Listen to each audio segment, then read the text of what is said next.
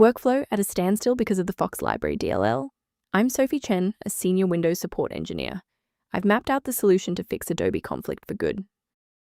Before we start the detailed troubleshooting for Fox Library, you can try the official utility to assist with system-level review. This is the Fox Library, an unmanaged Adobe Fox framework for Objects and XML library.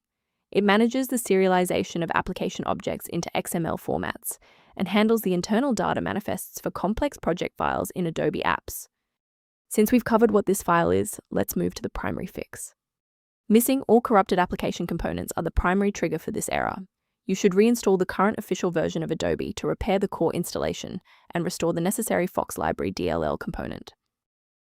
If you are still encountering the error after following the official setup, it's time to investigate the underlying system architecture. A simple restart can resolve file-in-use errors that mimic a missing Fox Library message. It's a low-effort step that ensures your operating system starts with a clean execution stack. Don't forget to bookmark the video or give it a like before you restart. It's the fastest way to jump right back into this tutorial after the reboot.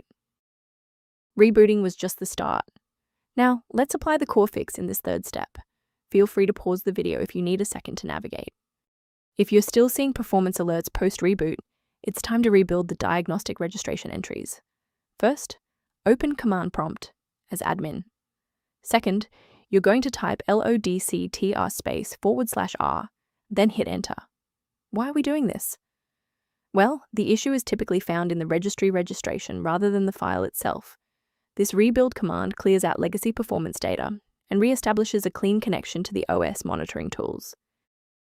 To protect your system architecture, I have a few recommendations regarding file authenticity. Warning: many online repositories provide versions of Fox Library DLL that are either corrupted or intentionally malicious. Trusting these sources puts your privacy at risk and often fails to solve the original error.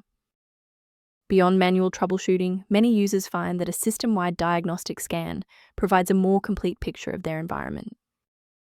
For users interested in automation concepts, the maintenance and repair kit linked below provides background information on managing Fox Library. I'm Sophie Chen. If this engineering guide helped resolve Fox Library dependency issues, consider subscribing so you have a trusted resource for future Windows troubleshooting.